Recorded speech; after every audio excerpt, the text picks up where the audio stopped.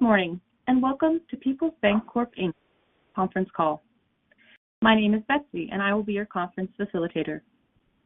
Today's call will cover a discussion of the results of operations for the 3 and 6 months ended June 30th, 2025.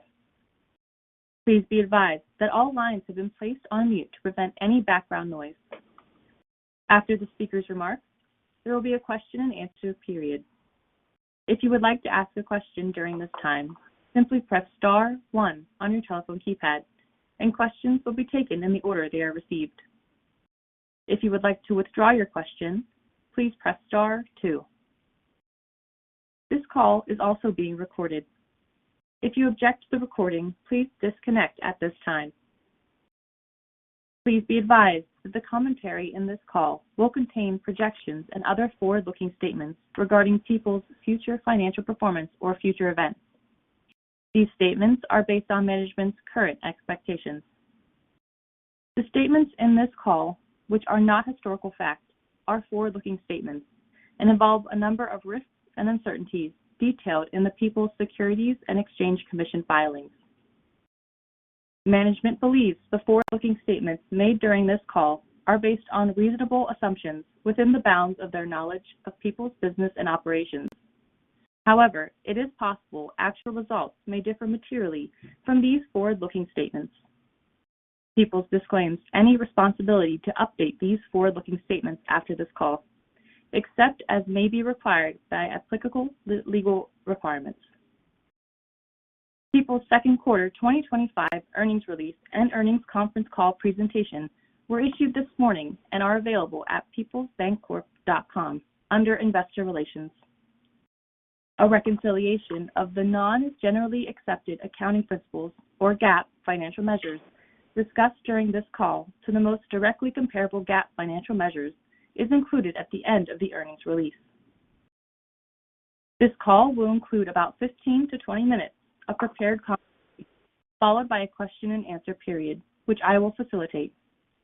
An archived webcast of this call will be available on peoplesbancorp.com in the Investor Relations section for 1 year. Participants in today's call will be Tyler Wilcox, President and Chief Executive Officer, and Katie Bailey, Chief Financial Officer and Treasurer, and each will be available for questions following opening statements. Mr. Wilcox, you may begin your conference. Thank you, Betsy. Good morning, everyone, and thank you for joining our call today. This morning, we reported diluted earnings per share of 59 cents for the second quarter of 2025. We had improvements in our quarterly results in many areas, including annualized loan growth of 11%. Our net interest income increased over $2 million, while our net interest margin expanded 3 basis points, which includes reductions in accretion income of nearly $1 million. For the second quarter, accretion income added 12 basis points to net interest margin compared to 17 basis points for the linked quarter. This is the 4th straight quarter that we have had core net interest margin expansion, which excludes accretion income. Our fee-based income was relatively stable as improvements in several areas mostly offset the reduction in insurance income due to the annual performance-based insurance commissions we recognized in the first quarter. Our non-interest expense declined and was within our guided range. Our pre-provision net revenue exceeded consensus estimates for the quarter, and our tangible equity to tangible assets ratio was stable at 8.3%.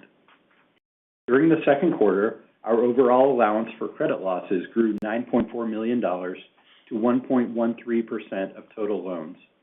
This increase in our ratio puts us more in line with the median of our peers, which was at 1.17% at March 31st.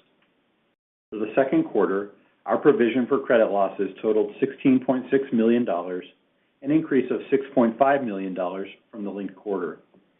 Our second quarter provision for credit losses was comprised of $7 million in net charge-offs, which was down from $8.1 million for the linked quarter, a $3.8 million increase in reserves on individually analyzed loans, a $2.5 million increase in reserves on small ticket leases, a $2.3 million net increase related to a periodic refresh in our loss drivers utilized within the CECL model, and the remainder of the increase was due to deterioration in economic forecasts coupled with loan growth during the quarter.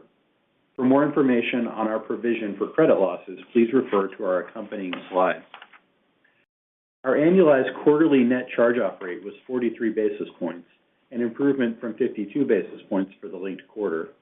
The reduction was driven by lower small-ticket leasing charge-offs. As we mentioned last quarter, we expected a reduction in our charge-offs from our small-ticket leasing business, but that they would remain elevated. We were down from $5.4 million in net charge-offs for the previous quarter to $4.8 million for this quarter. For the second quarter, our annualized net charge-off rate for the small-ticket leasing business was 11.51%, compared to 11.97% for the first quarter, and down from the peak of 13.35% for the fourth quarter of 2024. For additional details on our small-ticket leasing business, please refer to the accompanying slides in our presentation. Our non-performing assets increased a little over $800,000 and were 49 basis points of total assets compared to 50 basis points at March 31st. The increase was due to higher balances in 90 or more days past due and accruing, and was due to increases mostly within our premium finance portfolio. The past due premium finance loans are mostly due to the timing of the receipt of expected proceeds from carriers on canceled policies, which we have noted previously on occasion as administrative delinquencies. These increases were partially offset by lower non-accrual loans. Our criticized loans grew $18 million, which was largely due to the downgrade of one commercial relationship. We are optimistic that we will be able to exit this credit with little loss exposure. Our classified loan balances as a percent of total loans declined to 1.89% compared to 1.93% at March 31st. Our second quarter delinquency rates improved as the portion of our loan portfolio considered current was 99.1% compared to 98.5% at the linked quarter end. To this point, we have not observed impacts to our loan growth or credit metrics from the tariffs, but we continue to closely monitor our portfolio for the potential effects of tariffs to both. We've experienced increased loan demand, which was reflected in our pipelines last quarter and in our loan growth this quarter. Moving on to loan balances, we had loan growth of $173 million, or 11% annualized compared to the linked quarter end. We had balanced loan growth in all categories, which included commercial and industrial loans of $64 million, residential real estate loans of $30 million, construction loans of $22 million, commercial real estate loans of $18 million, premium finance loans of $14 million, and consumer indirect loans of $12 million. We had lease balance growth of $5 million during the quarter, which was driven by our mid-ticket leasing business. At quarter end, our commercial real estate loans comprised 34% of total loans, about 35% of which were owner-occupied, while the remainder were investment real estate. At quarter end, 46% of our total loans were fixed rate, with the remaining 54% at a variable rate. I will now turn the call over to Katie for a discussion of our financial performance. Thanks, Tyler. We had improvements in our net interest income this quarter, which was up over $2 million or 3% compared to the linked quarter, while our net interest margin expanded 3 basis points to 4.15%. The primary driver of the increase was a reduction in our deposit and borrowing costs, which declined 10 basis points and 18 basis points respectively. For the second quarter, our deposit costs were 1.76%. Our accretion income declined to $2.6 million and contributed 12 basis points to net interest margin compared to $3.5 million and 17 basis points for the linked quarter. As Tyler mentioned, excluding accretion income, our core net interest margin has expanded for the last 4 consecutive quarters. For the first half of 2025, our net interest income was relatively stable, and our net interest margin was down 8 basis points compared to 2024. The reduction in our net interest margin was entirely due to lower accretion income, which was $6.1 million for 2025, contributing 15 basis points to margin, compared to $12.3 million, or 30 basis points for 2024. Excluding the impact of accretion income, our year-to-date core net interest margin expanded 7 basis points compared to the prior year. Reductions in our loan yields compared to the prior year were offset by higher investment yields, coupled with decreases in our deposit and borrowings costs. Our deposit costs declined 10 basis points during the first half of 2025 compared to 2024. We are currently in a relatively neutral interest rate risk position and have actively been managing our funding costs, even without further reductions from the Federal Reserve. Moving on to our fee-based income, we experienced a decline of 1% compared to the linked quarter, which was primarily due to performance-based insurance commissions we recognized in the first quarter. These commissions for the first quarter totaled $1.5 million and are typically received annually during the first quarter, resulting in the decline for the second quarter. This reduction was partially offset by higher lease income, electronic banking income, trust and investment income, and commercial loan swap fees. The improvement in lease income was largely driven by gains recorded on early termination of leases through our mid-ticket leasing business. For the first half of 2025, fee-based income grew $4 million, or 8% compared to 2024. The improvement was due to higher lease income, which grew $3.5 million. As it relates to our non-interest expenses, we were within our guided range at $70.4 million, which was a 1% decline from the linked quarter. The majority of the reduction was related to lower salaries and employee benefit costs, which were higher in the linked quarter due to additional costs related to stock-based compensation expense and employer health savings account contributions we record annually in the first quarter. This reduction was partially offset by higher professional fees and data processing and software expense. For the first half of 2025, non-interest expenses grew $3.9 million, or 3% compared to 2024. The increase was due to higher salaries and employee benefit costs, data processing and software expenses, and professional fees. At the same time, we had reductions in amortization of other intangible assets, other expense, and net occupancy and equipment expense. Our reported efficiency ratio was 59.3% and improved compared to 60.7% for the linked quarter. The improvement was driven by higher net interest income, coupled with reductions in non-interest expenses compared to the linked quarter. For the first half of 2025, our reported efficiency ratio was 60%, compared to 58.6% for the first half of 2024. The efficiency ratio was negatively impacted by lower accretion income during 2025 compared to 2024, along with increased non-interest expense, mostly due to higher salaries and employee benefits costs. Looking at our balance sheet at quarter end, the highlight is our annualized loan growth of 11% compared to the linked quarter end. This loan growth, coupled with the seasonal declines in our deposits, nudged the loan-to-deposit ratio to 86% from 83% at March 31st. Our investment portfolio grew around $140 million compared to the linked quarter end and was driven by investments in higher-yielding bonds at around 5.3%, while some lower-yielding securities paid off, improving our overall investment yield for the quarter. Our investment securities comprised 21% of total assets at June 30th, which was slightly higher than our target range of 18 to 20%, but we are satisfied with the higher-yielding securities we have added. We will continue to be opportunistic with the investment portfolio as we look to obtain higher-yielding securities. Compared to March 31st, our deposit balances declined 1%, or $98 million.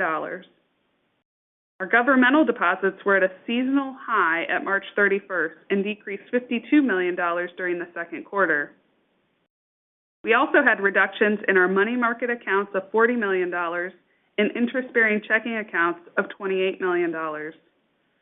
These declines were partially offset by retail CD growth of $39 million. Our demand deposits as a percent of total deposits remained flat compared to March 31st and was 34% at quarter end. Our non-interest-bearing deposits to total deposits was flat at 20% for both periods. Our deposit composition was 78% in retail deposit balances, which included small businesses, and 22% in commercial deposit balances. Our average retail client deposit relationship was $23,000 at quarter end, while our median was around $2,300.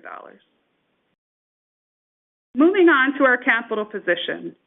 Most of our regulatory capital ratios declined compared to the linked quarter end. This was due to earnings net of dividends not outpacing the impact of loan growth to risk-weighted assets for the quarter. Our tangible equity to tangible asset ratio was stable at 8.3% at quarter end and at March 31st. Our book value per share grew 1%, while our tangible book value per share increased 2% compared to the linked quarter end. Finally, I will turn the call over to Tyler for his closing comments. Thank you, Katie. During the second quarter, our small ticket leasing business continued to experience elevated charge-off levels over historical rates. We knew this was going to be an issue for a period of time as we continued to reduce our exposure in the high balance accounts, which we stopped originating mid-2024. We also experienced increased delinquencies within the portfolio, which contributed to the higher charge-offs and provisions for credit losses. Industry data from the first quarter of 2025 indicated that the equipment financing industry as a whole has seen an uptick in charge-off rates related to economic stress and uncertainty and the heightened rate environment. Our small ticket leasing portfolio has declined in size from around $220 million at June 30th, 2024 to approximately $160 million at quarter end. We expect balances to continue to decline in the near future. To put this in perspective, at the end of the second quarter, this portfolio totaled 2% of our total loan balances. Our small ticket leasing net yield for the second quarter was over 14%, which continues to be well above any of our other loan yields. For the second quarter of 2025, our small ticket leasing business added 20 basis points to net interest margin and added 21 basis points for the first half of 2025. We continue to expect some cleanup in our high balance accounts within the small ticket leasing business, which totaled $22 million at June 30th. We are working diligently to return to the 4 to 5% net charge-off rate for this line of business, which we continue to believe is attractive considering our yield on the portfolio. For more information on our small ticket leasing business and high balance accounts, please refer to our accompanying slides. For the remainder of 2025, excluding non-core expenses, we expect to achieve positive operating leverage for 2025 compared to 2024. Assuming 325 basis point reductions in rates from the Federal Reserve in the second half of the year, we anticipate a full year net interest margin of between 4 and 4.20. We continue to be in a relatively neutral position so that declines in interest rates have a minor impact to our net interest margin. We believe our fee-based income growth will be in the mid-single-digit percentages compared to 2024. We expect quarterly non-interest expense to be between $69 million and $71 million for the third and fourth quarters of 2025. We believe our loan growth will be between 4% and 6% compared to 2024. We expect that the small ticket leasing net charge-offs will plateau over the next 2 quarters of the year. We will continue to evaluate delinquency trends and the remaining exposure of high balance accounts for expectations as we get closer to 2026. We believe quarterly provision for credit losses will be lower over the next couple of quarters compared to the second quarter, excluding any negative impacts to the economic forecast. As always, we continue to focus on our core business principles. We are actively managing our balance sheet, including our interest rate risk profile. We are also generating promising levels of loan growth with high underwriting standards to protect our credit quality. We're offering our clients competitive deposit rates while developing long-term relationships and offering other services that differentiate us from other institutions. We make it a priority to give a solid return to our investors. We work to give back to our communities in meaningful ways, and we strive to provide our employees with a workplace that is one of the best in the country. Our recent recognition for the second year in a row as one of America's Greatest Workplaces 2025 by Newsweek illustrates our commitment to our employees. This concludes our commentary, and we will open the call for questions. Once again, this is Tyler Wilcox, and joining me for the Q&A session is Katie Bailey, our Chief Financial Officer. I will now turn the call back into the hands of our call facilitator. Thank you. We will now begin the question and answer session. To ask a question, you may press star, then 1 on your touch-tone phone. If you are using a speakerphone, please pick up your handset before pressing the keys. If at any time your question has been addressed and you would like to withdraw your question, please press star, then 2. At this time, we will pause momentarily to assemble our roster. The first question today comes from Daniel Tamayo with Raymond James. Please go ahead. Thank you. Good morning. Good morning, Danny. Maybe just starting on the charge-offs and the credit side, obviously really focused on the small ticket leasing, but you have that slide in there that has the net charge-offs for the small ticket leasing relative to the everything else, basically. So just curious, you talked about plateauing in the back half of the year for the small ticket leasing charge-offs. How you're thinking about the pace of those two lines kind of coming together over time, and how we should think about kind of overall charge-off levels as you guys are kind of backing off of that portfolio. Thanks, Danny. A couple of thoughts. One, I think as we demonstrate the charge-offs have been and will continue to be to a degree highly correlated with the high balance accounts. So we wanted to be able to demonstrate kind of the decline of that portfolio, and also the fact that we are not building that portfolio back on the back end with new production. And so, as we look at the next 2 quarters, which I think we have pretty good visibility into, we would expect charge-offs in the small ticket leasing to be consistent with basically the second quarter of where that's been. Could be a little up, could be a little down, but that's kind of what we're trying to communicate by saying that we expect it to plateau. As for the rest of the charge-offs, I mean, the health of I can't emphasize enough the health of the core commercial portfolio. And, you look at the charge-off breakdown of the non-small ticket leasing, the indirect portfolio charge-offs declined in a meaningful way from the first quarter to the second quarter, and the charge-offs in the remainder of the entire portfolio have been nominal at best. So we expect that trend to continue, of that core strength in the 98% of the rest of the portfolio. Okay, terrific. That's very helpful. And then from a reserves perspective, you added specific reserves. I'm assuming that those were primarily related to the small ticket leasing. How should we think about, you've got the CECL impacts where you made changes on the loss drivers. How should we think about kind of as these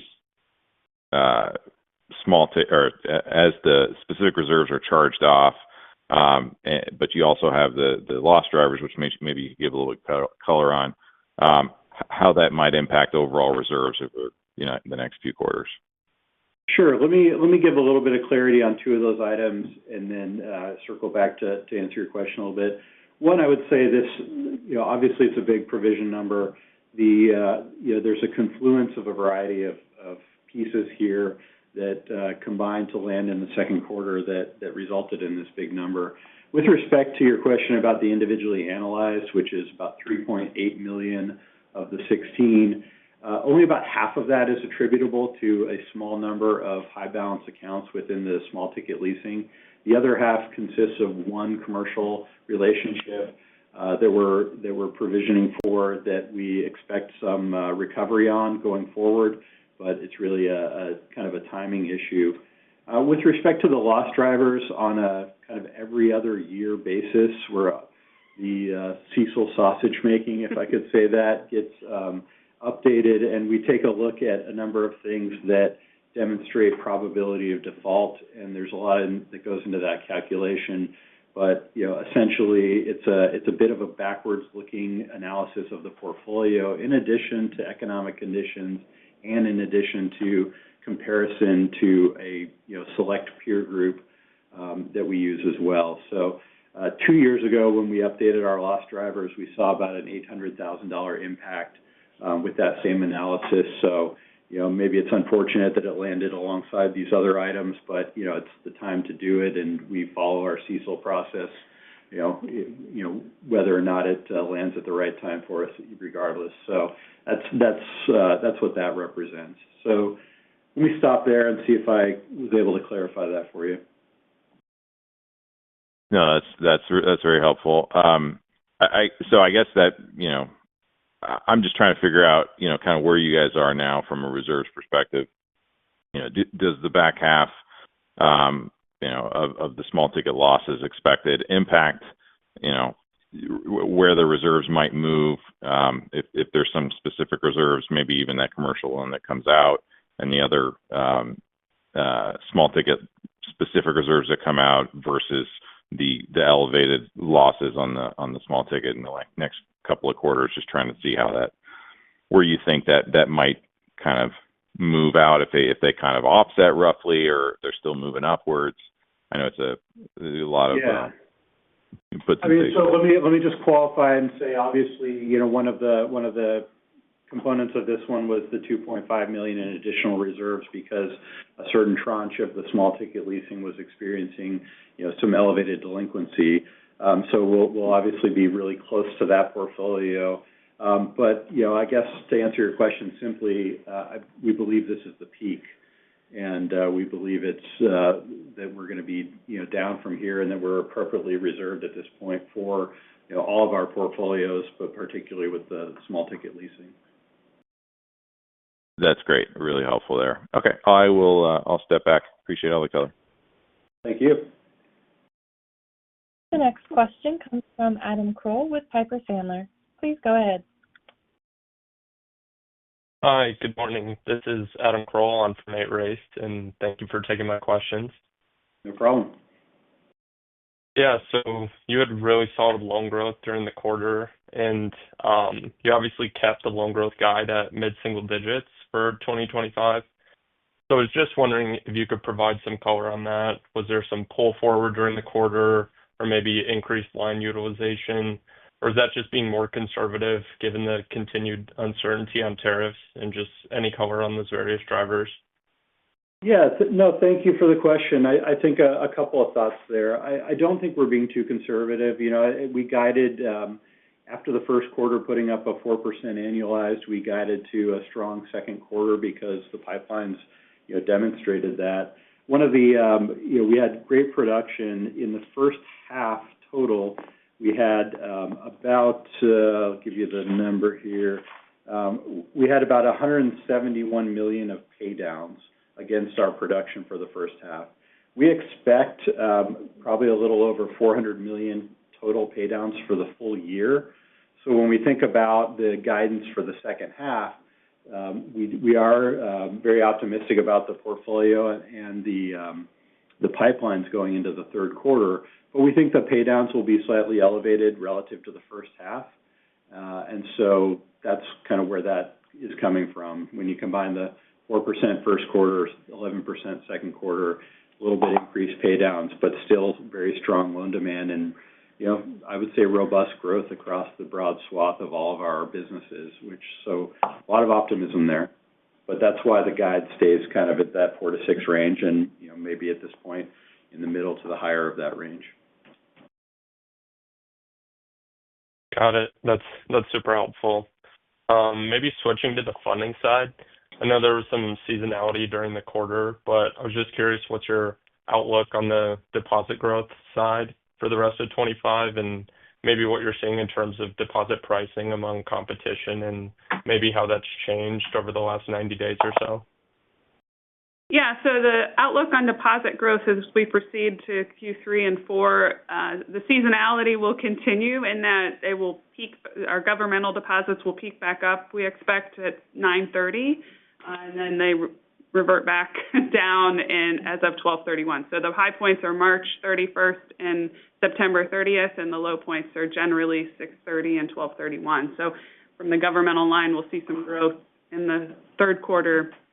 As it relates to the other categories, I'd say they were relatively stable. We had some reductions in the quarter, as we noted. I'd say non-interest bearing was relatively flat. We continue to seek those opportunities and retain those clients. We have other lower cost funding in our interest bearing and savings accounts that we were able to largely maintain balances. We had a slight reduction in interest bearing, but the sales team is continuing to have the conversations with the clients, and we're optimistic that we'll maintain and see some slight growth in those categories. The one we've had the most meaningful growth in is retail CDs, and as you can see from our deposit costs quarter to quarter, we had some reduction in that, and we continue to manage the rate we pay on those, but we're still seeing some strong pipelines and strong efforts by the sales team. So I'm optimistic Q3 we'll see some continued growth in deposits, and then we'll see some seasonality in Q4 again. And then, the other piece of your question, was on deposit competition. I'd say it's relatively stable. There's always an outlier here or there in the different geographies that we cover, but I'd say it's pretty consistent during the second quarter as it was in the first quarter. Got it. And so last one from me, just kind of going off that, Katie, do you see any opportunities to reduce non-maturity deposit costs if the Fed were to remain on hold in the third quarter? Yeah, we continue. So I think I've shared this before. We have regular pricing committee meetings, and we've continued to move our deposit rates, even with the Fed being constant in where they've kept short-term rates. So we continue to be actively managing that portfolio and looking for opportunities to reduce the cost there. Got it. Thanks for taking my questions. Thank you, Adam. The next question comes from Tim Switzer with KBW. Please go ahead. Hey, good morning, guys. Thanks for taking my question. Good morning, Tim. I really appreciate all the detail on the credit outlook, but could you help us understand the overall profitability of the North Star business? It looks like, if I'm looking at that slide deck, about a 250 basis point risk-adjusted spread. How is the profitability below that line? Your deck mentions a 6% plus ROA the last 2 years. It's obviously pretty good for any bank segment. But can you help us understand, the variable and fixed expenses and maybe where the ROA is sitting now? Yeah, I think we've seen, so the first few years we owned that, they were very strong in all categories. I think we've given some of that back in the current year. So the profitability has been tightened and reduced significantly.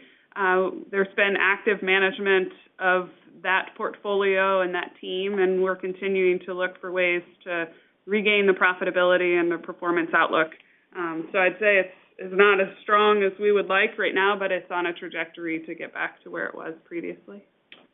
Yeah, and the only thing I would add, just to echo what Katie said, is we have and will continue to restructure the infrastructure of that business commensurate with the portfolio size and on the go forward, so that it will be a profitable engine, and positively add to the greater whole. Okay. And you guys mentioned you haven't observed any impacts from tariffs yet. Could you let us know maybe what kind of review you've done of your loan portfolio and overall customer base on who's most exposed to tariffs and, like maybe which geographical markets and industries you're most exposed to? Yeah, absolutely. So we've done a broad review of our entire portfolio, going back, stretching into the first quarter for impacts. Broadly, we've looked at essentially every loan relationship that we have on the commercial side, over a couple $1 million. We have particularly done a deep dive into our auto business as well as our manufacturing businesses to see what the potential impact would be and to see if there's forward risk. We obviously are big in the automotive business. If I could give you one anecdote where I do think tariffs have seen an impact is in our indirect business, we saw a record application volume in March of 8,500 applications, which dropped back in the most recent months to about 7,200 applications, where you saw consumers kind of maybe pre-buying in anticipation of tariffs. But yeah, that spike didn't really lead to any anomalies. So I would say the health of the commercial portfolios, the health of all of the varied businesses that we have has not been materially impacted by the tariffs, but are in the course of our activities that we do to monitor all of our loan relationships. That is kind of number one on the Q&A and number one upon our review with the clients and number one upon our review of the financial statements as we receive them and monitor covenants and monitor the expected outlook. Perfect. That was great color. Thank you, guys. No problem. Thanks, Tim. The next question comes from Manuel Navas with D.A. Davidson. Please go ahead. Hi, good morning. I'm just thinking about some of the near-term NIM dynamics. The PAA came down a little bit. Should we expect PAA at this level? Also, happy to hear kind of commentary around loan pricing trends and deposit pricing trends. Manuel, did you ask about NPAs? Was that your question? No. Oh, I'm sorry. He asked about accretion. Okay, I had trouble hearing you. I'm sorry. Sorry. So as it relates to accretion, just to level set, it impacted margin by 12 basis points. It was beneficial to margin by 12 basis points in the second quarter compared to 17 in the first quarter. And so I think we're, as we had guided before, I think that we'll continue to stay in that range as we proceed through the year. We might see it go up a basis point or two from the 12, but I think in the, mid to low teens is where we expect to be for the year and for the back half of the year. As it relates to deposit pricing, I think I touched on this a little bit earlier. So we continue to actively manage deposit costs, even in light of, Fed not taking action in the first half of the year. And we'll continue to do so as we proceed through the year and obviously be more aggressive to the extent the Fed takes action. On the loan pricing, I think we're still staying diligent both on the credit side of loans and on the rate side. We're happy with where those spreads are coming in the quarter. Yeah, the yields and pricing discipline have been consistent, quarter to quarter and for a while now in this rate environment. Great. At some point, if you get the leasing back to prior profitability, there shouldn't be any NIM impact, correct?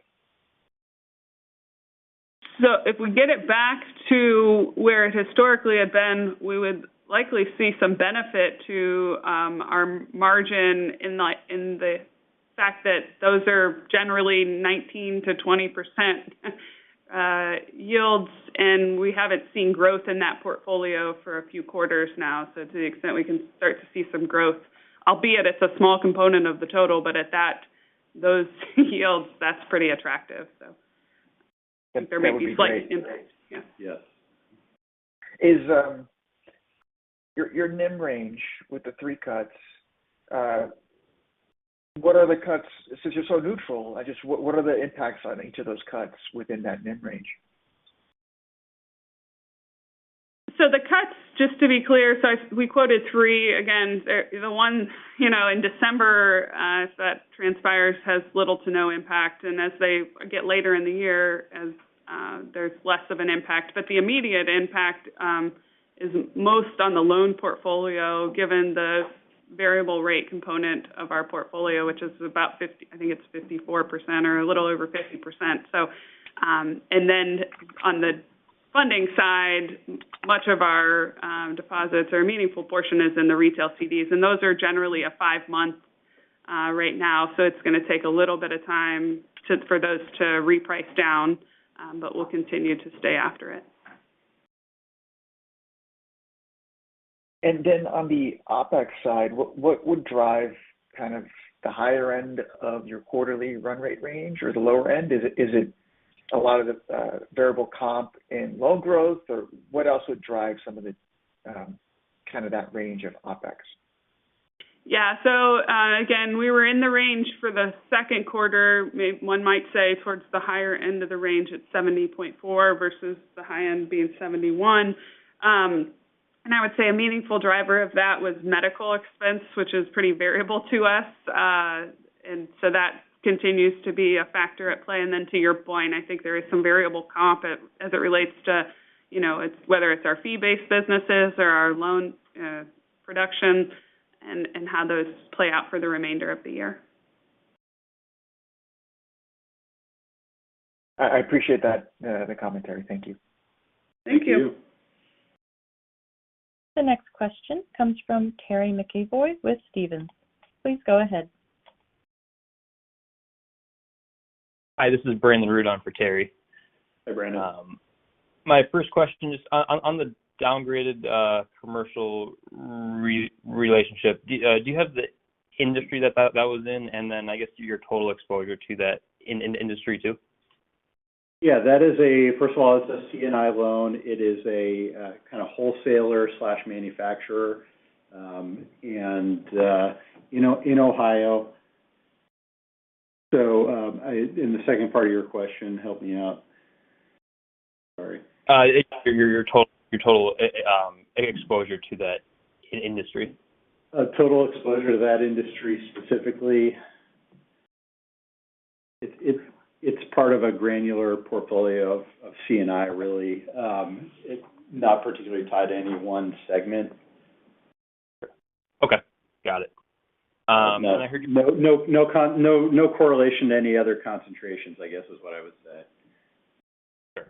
Okay. Thank you. I heard your earlier comments on the leasing charge-offs plateauing in the second half of this year. Is there a specific driver to that step up in the second half, or is that just an ordinary course of business before the plateau?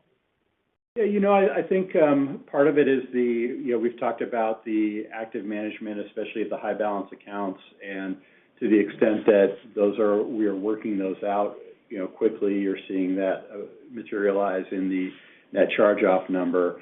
And again, because that segment is not growing, it's only shrinking.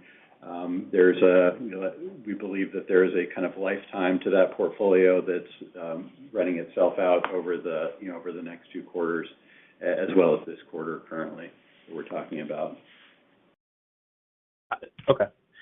And I guess just my last one on, can you kind of help me understand the spread between the maturing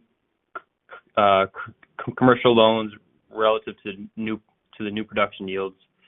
I guess I'm just trying to get an idea of of how loan yields may drift higher over the next couple of quarters and what that magnitude might look like. Over what time frame specifically are you thinking? Let's just say over the next 12 months. I mean, I think it's been pretty stable, and that's the expectation on a go forward, that the spread will remain stable. We're not going to chase. We're not going to compromise credit or kind of profitability just for the deal. Yeah, and to the extent that there's rate cuts that drive lower pricing across the industry, we will kind of move with the tides, I guess is what I would say. And it's a competitive market, but it has been a competitive market in this flat rate environment for some time. And so I believe we will all move together relative to each other. Okay. Perfect. Thank you for taking my questions. Thank you. Thank you. As a reminder, if you would like to ask a question, please press star, then 1 to join the question queue. The next question comes from Daniel Cardenas with Janney Montgomery Scott. Please go ahead. Morning, guys. Hey, morning, Dan. Just a couple of questions on capital. I mean, your capital levels, relatively stable on a sequential quarter basis if you look at the TCE ratio. What is your appetite for stock repurchases given where your capital level is, and then maybe a second question, really more on the M&A side. What the environment is like, and where do you see potential opportunities for the People franchise? Yeah, Dan, as you alluded to, I think our capital levels are stable. I think they're still strong. And if you recall, I think that we noted this in our last quarter call, we did purchase some shares in April when bank stock prices were kind of lower. We continue to remain active in that space, but opportunistic. And so we'll continue to evaluate it as we do each quarter with the board. But we expect to stay kind of in our relatively kind of opportunistic approach and not be overly aggressive with that function. Yeah, if the capital continues to build as it has been for a number of quarters, that would be probably the priority over any kind of meaningful buybacks. But as Katie mentioned, we maintain the active plan, and that's important to be able to be opportunistic. With respect to M&A, and one of the reasons why we want to have a strong capital position is to be, as we've talked about for a while now, poised under $9 billion and exercising some strategic patience as to find the right deal to go over 10, which we think will be meaningful and transformative over time. I think the outlook is good. There's a lot of deals being announced. We are having a lot of conversations. And whether any of those bear fruit, in one quarter or in 6 quarters, either time frame would be appropriate for us. We continue to look in the slight preference for a larger deal, and we obviously have a slight preference for overlapping deals in existing footprints or expanding where we already are in states like Virginia or adjacent states like Pennsylvania, southern Indiana, but more Ohio, more West Virginia, more Kentucky, and I would say we're having conversations in all of those spaces. Given the asset size, the interest in buying any asset-generating, especially finance businesses, is probably lower, but we will and have been continuing to add talent to the ones that we have. I don't know if that covered it for you, Dan. Yeah, no, perfect. I think that's it for me. All my other questions have been asked and answered. Thank you. Thank you. Thanks, Dan. This concludes our question and answer session. I would like to turn the conference back over to Mr. Wilcox for any closing remarks. Yes, I want to thank everyone for joining our call this morning. Please remember that our earnings release and a webcast of this call, including our earnings conference call presentation, will be archived at peoplesbancorp.com under the Investor Relations section. Thank you for your time and have a great day. The conference is now concluded. Thank you for attending today's presentation. You may now disconnect.